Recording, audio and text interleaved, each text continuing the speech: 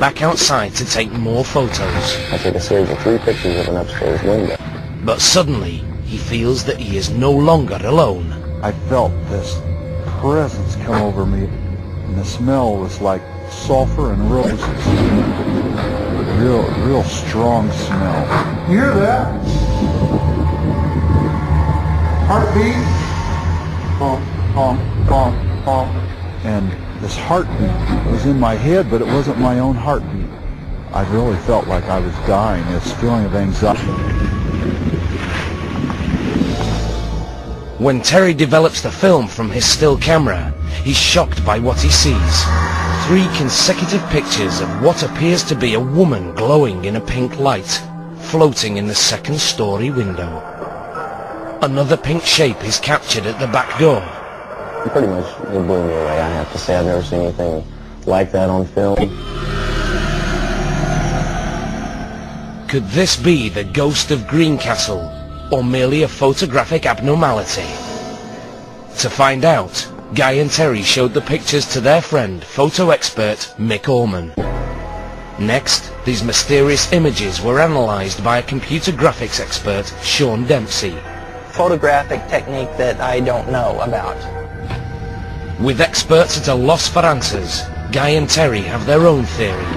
They now believe they've photographed a real ghost. But if it's true, then whose spirit is it? Guy believes that the Pink Lady is a woman who lived and died here in the early 20th century. Her name? Irene O'Hare, the same name that they found scratched onto one of the bedroom walls. Guy and Terry make more trips to the mansion, but the ghost of Greencastle does not reappear. However, the men captured 2 other images that are just as difficult to explain. The first is this photograph of what appears to be a woman in a flowing gown. Due to her intense colour, she is known as the Gold Ghost. The second strange event occurs while Guy takes pictures of the mansion. Suddenly, 3 cloud-like shapes fly by. Is this merely fog or some type of mist? If so, it would need a strong breeze to travel this fast. But Guy's clothes and hair never move, indicating that no wind is blowing. Ghosts do exist, but keep in mind that demons deceive people by adopting different forms, including ghosts, animals and human form. Even, and no wonder, for Satan himself masquerades as an angel of light. 2 of Corinthians 11:14. Looking behind my left shoulder, and she kept giggling. Then I just put her down on the floor. I laid her down on a quilt and took 3 photos of her. And when I had it developed, the pictures came back and there were these 2 ribbon-looking like objects, and she was looking down at it. No one can see these ghostly images, except in photographs. I took 2 photos of her in her swing, and when we had the photos developed, they were back in the photos. Picture after picture, these unusual entities have been captured hovering near Carissa. Her family insists that whatever is behind this phenomenon is not of this world. Until somebody can give me a really great argument that these aren't what we think they are, then I'm going to believe that they are some sort of being that's allowing us to photograph them. Of course, the only person who can shed any light on the subject is Carissa, but she's too afraid to talk. When I put her to bed at night, sometimes she'll say, "They're scaring me." When I question her about it, I can't get any real definite answer out of her. So for now, Carissa's family says that all they can do is accept these unusual visitors.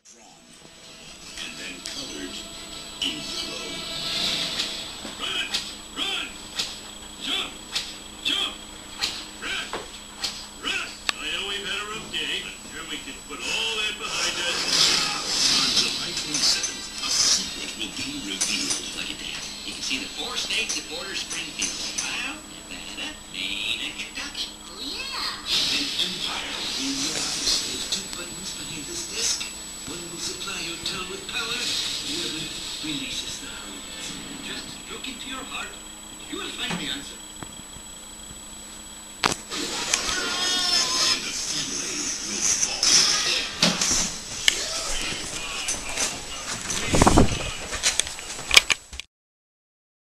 Poltergeist disturbing malefic torment would never be produced by good spirits, angels. These tormenting activities called poltergeist are produced by demonic, evil malefic entities who gain their power through our fear by destroying our peace, lives, and families.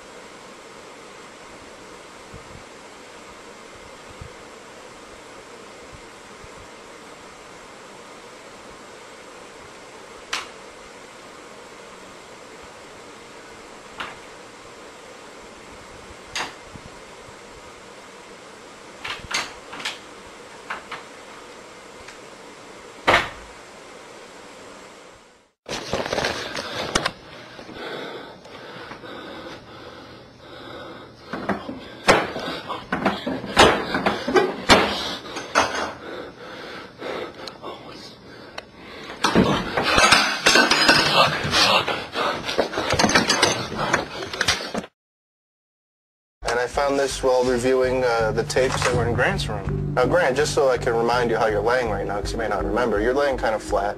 Your leg's coming down here. Your other leg appears to be going off like this. You see that? Mm-hmm. You can see the rays in the It's typical how I sleep. Yeah. Right. Whoa.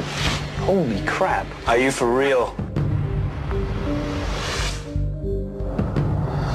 Look at that. That is freaking me out. Dude, I had no idea.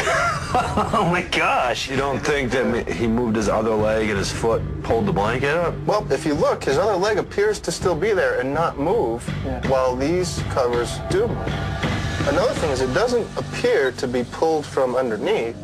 It appears to be pulled from the top. And you know what? What was the most commonly reported activity is that this woman, Julia, whispers in people's ears and uncovers their feet. Steve proceeded to show us the evidence that was caught in my room, the bed spread lifting up off my leg. And you know, I was there, but I was asleep. And I don't know what could have caused that. That's freaking messed up. We caught actual physical manipulation. Seeing how I was in the room, and I know no one else was in the room, and no one had tampered with anything, I'd have to say that it's paranormal. I don't know why that blanket is moving.